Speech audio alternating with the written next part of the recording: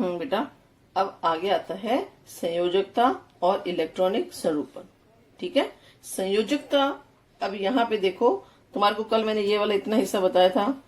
ठीक है, तत्व बताए थे, संकेत, इसके संकेत लिखे हुए हैं।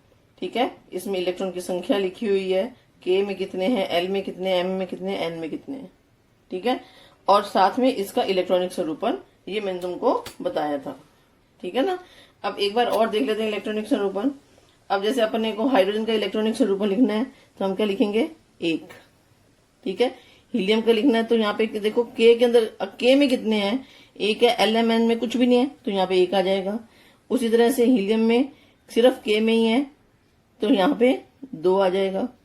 फिर लिथियम है, इसमें 3 है इलेक्ट्रॉन तो यहाँ पे पहले के में भी 2 है और इसमें 1 है, एल में तो 2 और 1 आ जाएगा। इसका 2 और 4, 2 और 5, 2,6, 2,7, 2,8, 2,8, 1।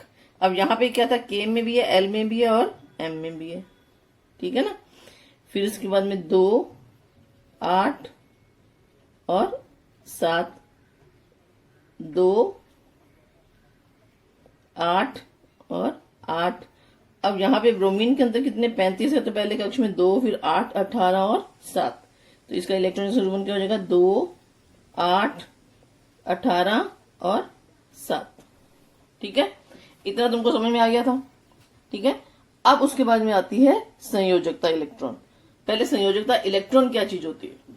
ठीक है, किसी भी तत्व के आखिरी कक्ष में कितने इलेक्ट्रॉन हैं वो उसके संयोजकता इलेक्ट्रॉन कहलाते हैं। ठीक है, आखिरी कक्ष का मतलब ये है कि अब जैसे यहाँ पे देखो, इसमें भी कुछ नहीं है, इधर भी कुछ नहीं है, इधर भी कुछ नहीं है, मैं सारे वहां पे डैश लगा रही हूं। ठीक है, अभी आखिरी कक्ष कौन सा होगा, वो कक्ष जिसमें इलेक्ट्रॉन है, जिसमें इलेक्ट्रॉन नहीं है वो आखिरी कक्ष नहीं होगा। ठीक है, अब जैसे यहाँ पे हाइड्रोजन ले लो तो हाइड्रोजन का आखिरी कक्ष कौन सा है, एक ही है, के ही है।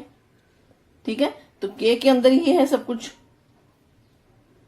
ठीक है ना, तो इसका आखिरी कक्ष एक में कितने इलेक्ट्रॉन, 1 है, तो इसमें संयोजकता इलेक्ट्रॉन कितने हो जाएंगे, वो क्या कहलाएंगे, 1।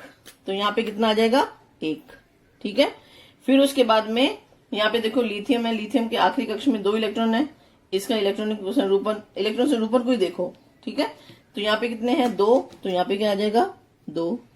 ठीक है, और फिर उसके बाद में यहाँ पे देखो इसके आखिरी कक्ष में कितने हैं, 1, तो यहाँ पे क्या आ जाएगा, 1।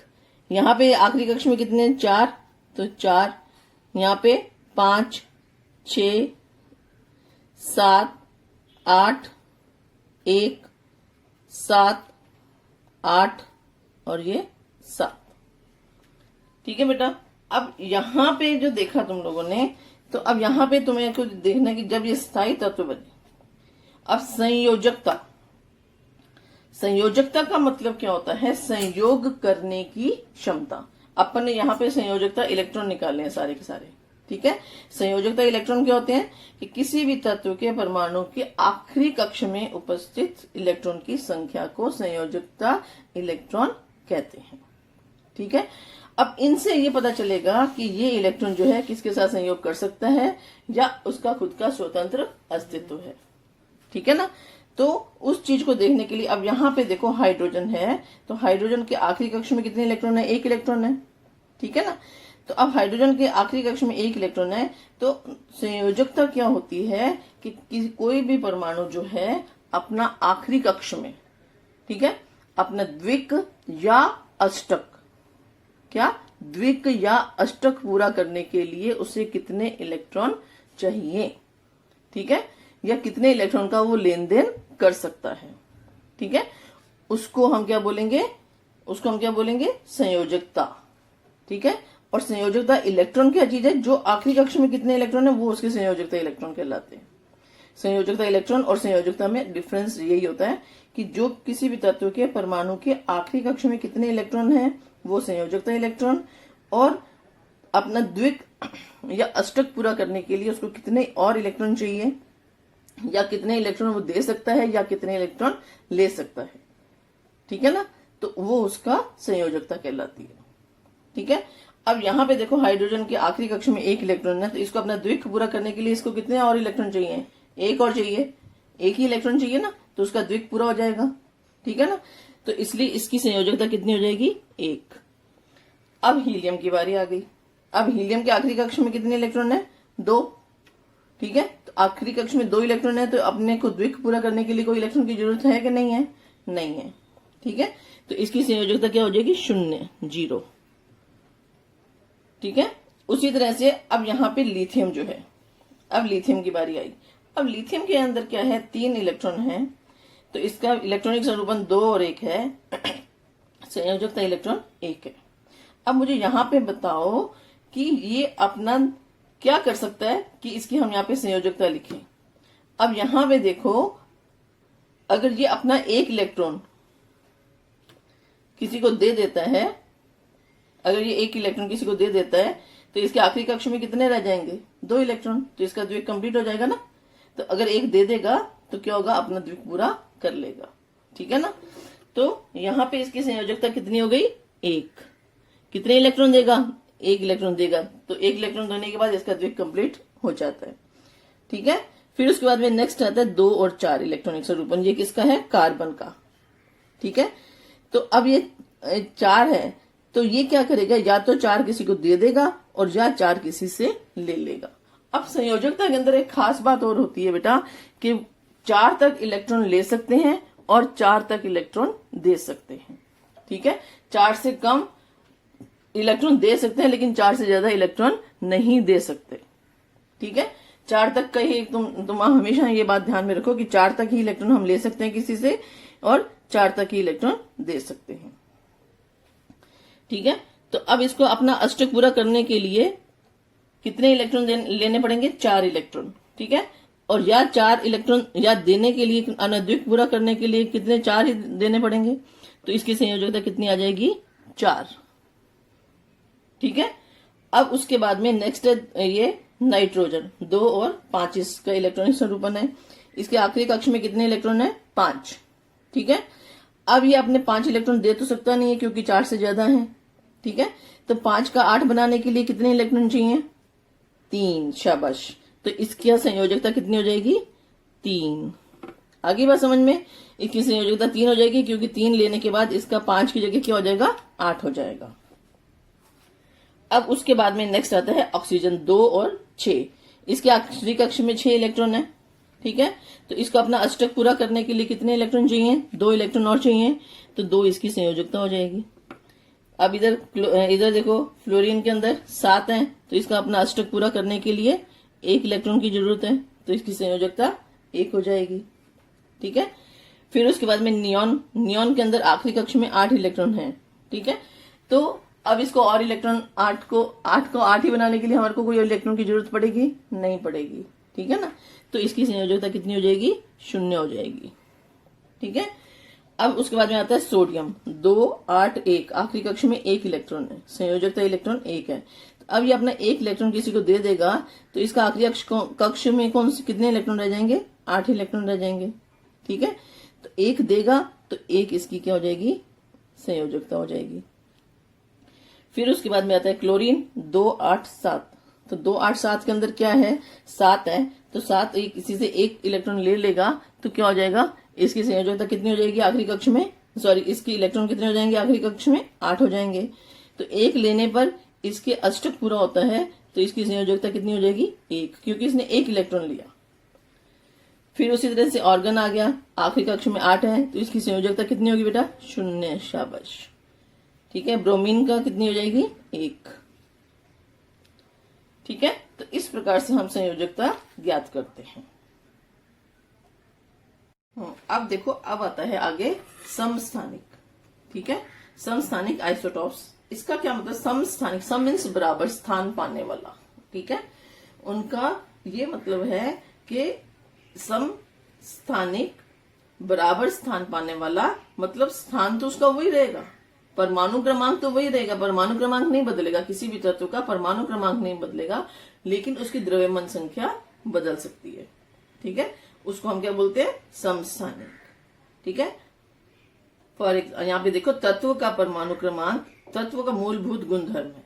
ठीक है ना, परमाणु क्रमांक उसका मूलभूत गुणधर्म है, वो चेंज नहीं होगा कभी भी, और उसकी रासायनिक पहचान है। ठीक है, उसी से पता चलता है। ठीक है, परमाणु में तत्वों में परमाणु क्रमांक, परंतु परमाणु द्रव्यमान भिन्न भिन्न ऐसे परमाणु होते हैं। परमाणु क्रमांक तो वही रहेगा, लेकिन उसकी द्रव्यमान संख्या जो है वो भिन्न हो जाती है, अलग हो जाती है। अब द्रव्यमान संख्या किस पे निर्भर करती है, वो तुम लोगों को मालूम है कि परमाणु के नाभिक में कितने प्रोटॉन और कितने न्यूट्रॉन की संख्या है, टोटल उसका योगफल जो है वो उसकी द्रव्यमान संख्या कहलाती है। ठीक है, एक ही तत्व के ऐसे भिन्न भिन्न परमाणु द्रव्यमान वाले परमाणुओं को समस्थानिक कहते हैं। उदाहरण C means carbon 12, carbon 13, carbon 14। ठीक है, लेकिन इन तीनों कार्बन का जो परमाणु क्रमांक है वो 12 ही रहेगा, 6 ही रहेगा। ठीक है, ठीक है ना। तो अब इसकी द्रव्यमान संख्या अलग अलग है। इसमें कार्बन की द्रव्यमान संख्या 12 है, इसमें 13 है, इसमें 14 है। ठीक है, अब यहाँ पे देखो समस्थानिक सी 12, सी 13, सी 14 परमाणु द्रव्यमान, इसका 12 है, इसका 13 है, इसका 14 है। प्रोटॉन की संख्या, अब प्रोटॉन की संख्या सब में समान होगी, वो तुमको मैंने बताया। जो परमाणु क्रमांक होगा, इसका परमाणु क्रमांक देखो कार्बन का 6 है, तुम लोग पढ़ के आए हो। ठीक है, और इसलिए इसमें प्रोटॉन की संख्या भी कितनी होगी, 6 होगी। ठीक है, अब न्यूट्रॉन की संख्या जो है वो अलग अलग हो सकती है, किसी में समान भी होती है, कईयों में समान होती है और कईयों में अलग भी हो सकती है। ठीक है, अब यहाँ पे देखो n मीन्स न्यूट्रॉन की संख्या। न्यूट्रॉन की संख्या किसके बराबर होती है, a माइनस जेड। ए क्या कहलाता है, परमाणु द्रव्यमान संख्या, और जेड क्या कहलाता है, परमाणु क्रमांक। ठीक है, अब यहाँ पे देखो 12 ए 12 है और जेड कितना है, 6, तो 12 में से 6 गए, कितने बचे, 6। ठीक है, सी 13 के अंदर क्या है, परमाणु, ये प्रोटॉन की संख्या समान है, परमाणु क्रमांक समान है। अब यहाँ पे 13 में से 6 गए तो कितने बचे, 7। 14 में से 6 गए, कितने बचे, 8।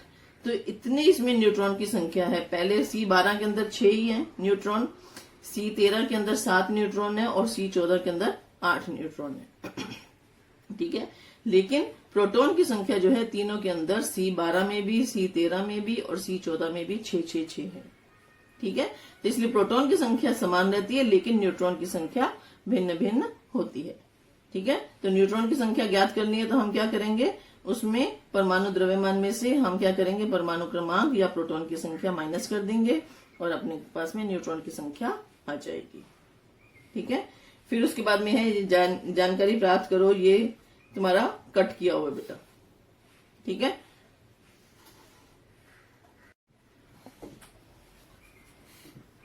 अब उसके बाद में आता है समस्थानिकों के उपयोग। अब ये जो समस्थानिक है इनके क्या उपयोग है, तो यहाँ पे है कुछ तत्वों के समस्थानिक रेडियोधर्मी होते हैं। रेडियोधर्मी तुम लोगों को बताया मैंने कल। उनका उपयोग विविध क्षेत्रों में किया जाता है। उदाहरण औद्योगिक क्षेत्र, कृषि क्षेत्र, चिकित्सा क्षेत्र और अनुसंधान क्षेत्र। ठीक है, यूरेनियम 235 का उपयोग नाभिकीय विखंडन और ऊर्जा निर्मित के लिए करते हैं। ठीक है, यूरेनियम तत्व है 235। ठीक है, कैंसर के प्राणघातक विकार के चिकित्सीय उपचार के लिए में कुछ तत्वों के रेडियोधर्मी समस्थानिक का उपयोग करते हैं, जैसे कोबाल्ट 60। ठीक है, अभी कैंसर होता है तो उनको कीमोथेरेपी वगैरह के लिए लेके जाते हैं, तो उसमें उपयोग होती हैं ये चीजें। गाइटर मीन्स गलगंड रोग, गले का रोग, गला जो है आगे की ओर आ जाता है। देखो जहाँ पे मीठे पानी का ज्यादा मतलब पहाड़ी इलाकों के अंदर, वहां के लोगों को ये गाइटर रोग होता है। गले, थायराइड, जिसको थायराइड भी बोलते हैं, गला जो है पूरा आगे की ओर लटक जाता है। थायराइड, इस विकार के चिकित्सीय उपचार में आयोडीन 131 का उपयोग करते हैं। रेडियोधर्मी तत्वों के समस्थानिकों का उपयोग जमीन के नीचे जाने वाली नलिकाओं में दरार खोजने के लिए करते हैं। ठीक है, और उदाहरण के सोडियम 24। अन्य पदार्थों का सूक्ष्म जीवाणुओं से परीक्षण करने के लिए रेडियोधर्मी तत्वों का उपयोग करते हैं। फिर उसके बाद में C14, इस रेडियोधर्मी समस्थानिक का उपयोग पुरातन वस्तुओं की आयु निश्चित करने के लिए करते हैं। कार्बन डेटिंग जिसको नाम बोलते हैं ना, ये। ठीक है, फिर आता है परमाणु भट्टी, न्यूक्लियर रिएक्टर। अब ये देखो यहाँ पे ये बड़ी सी भट्टी बनी हुई है, ये भाभा परमाणु अनुसंधान केंद्र मुंबई की है। ये अपने बेलापुर के आगे वहां पे है उधर ये भट्टी। ठीक है, परमाणु ऊर्जा के उपयोग में बड़े पैमाने पर विद्युत निर्मित करने वाले संयंत्र को परमाणु भट्टी कहते हैं। बहुत अधिक मात्रा में, अभी अपने घरों में जो आती है, बिजली आती है, ठीक है, या फिर हम ईंधन का यूज करते हैं, तो उसमें इतनी एनर्जी नहीं होती जितनी परमाणु के टूटने पे ऊर्जा की निर्मित होती है। ठीक है, तो ये बड़े बड़े जो रॉकेट्स वगैरह के अंदर ईंधन के रूप में या उसको चाहिए होता है, तो वो परमाणु भट्टी में जो ईंधन इस्तेमाल होता है उसका लिए इसका उपयोग किया जाता है। परमाणु भट्टी में परमाणु ईंधन पर नाभिकीय अभिक्रिया करके परमाणु की नाभिकीय ऊर्जा मुक्त करते हैं। संबंधित नाभिकीय अभिक्रिया समझने के लिए यूरेनियम 235 इस परमाणु ईंधन का उदाहरण लेंगे। अब ये यूरेनियम 235 जो है ना बेटा, इसके ऊपर ये देखियो, धीमी गति से न्यूट्रॉन का आघात करके यूरेनियम 235 इस समस्थानिक के नाभिक का विखंडन। अब ये नाभिक का विखंडन होगा, 235 यूरेनियम 235 है, ठीक है, टूटेगा तो टूट के ऐसे खत्म नहीं हो जाएगा बेटा, वो छोटे तत्वों में, छोटे परमाणुओं में विभक्त होगा। ठीक है, जिसका परमाणु क्रमांक कम है। अब वो किस किस में होगा, विखंडन होगा, टूटकर वो किस में आ जाएगा, क्रिप्टॉन 92 में और बेरियम 141 में। ठीक है, और साथ में इसमें क्या 2 या 3 न्यूट्रॉन भी बनेंगे। ठीक है, जिससे प्रचंड ऊर्जा तैयार होती है। इन न्यूट्रॉन की गति कम करने के लिए वे यूरेनियम 235 के नाभिक का विखंडन करते हैं।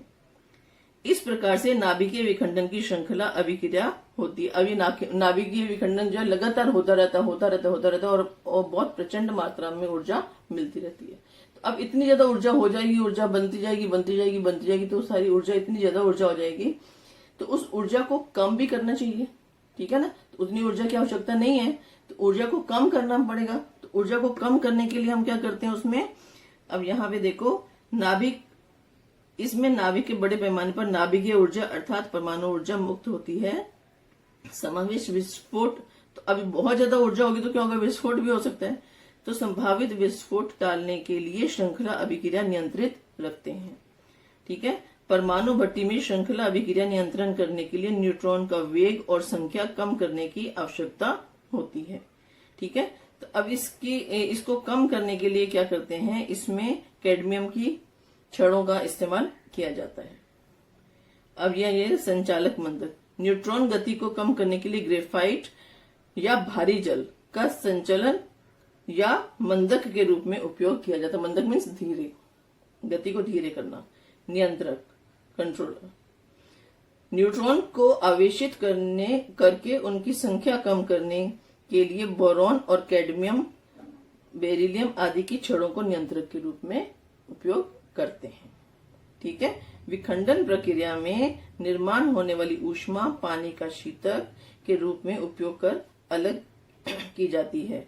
उस ऊष्मा से पानी का वाष्प बनकर और वाष्प की सहायता से टरबाइन चलाए जाते हैं। ठीक है, बिजली से टरबाइन नहीं चलाए जाते, इससे टरबाइन चलाए जाते हैं। ठीक है, और विद्युत की निर्मित होती है। टरबाइन चलेंगे, मोटर घूमेंगी और उससे क्या होगा, विद्युत की निर्मित होगी। हाँ, अब ये देखो आगे नेक्स्ट पेज पे, भारत में 8 स्थानों में परमाणु विद्युत निर्माण केंद्रों में कुल 22 परमाणु भट्टियां कार्यान्वित हैं। अप्सरा यह मुंबई के भाभा परमाणु अनुसंधान केंद्र में 4 अगस्त 1956 को कार्यान्वित हुई थी। ये तुमको याद रखना पड़ेगा बेटा, ये इंपॉर्टेंट लाइन है, तुमको पता होना चाहिए। मुंबई वाली परमाणु भट्टी केंद्र का क्या नाम है, अप्सरा। ठीक है, और कब हुई थी, 4 अगस्त 1956। भारत की पहली परमाणु भट्टी है। भारत में थोरियम -232 इस तत्व के भंडार बड़े पैमाने पर होने के कारण भारतीय वैज्ञानिकों ने आने वाले समय में थोरियम 232 से यूरेनियम 233 इस समस्थानिक के निर्माण पर आधारित परमाणु भट्टियों की योजना विकसित की। ठीक है, तो अब यहाँ पे तुम्हारा ये लेसन कंप्लीट हो गया।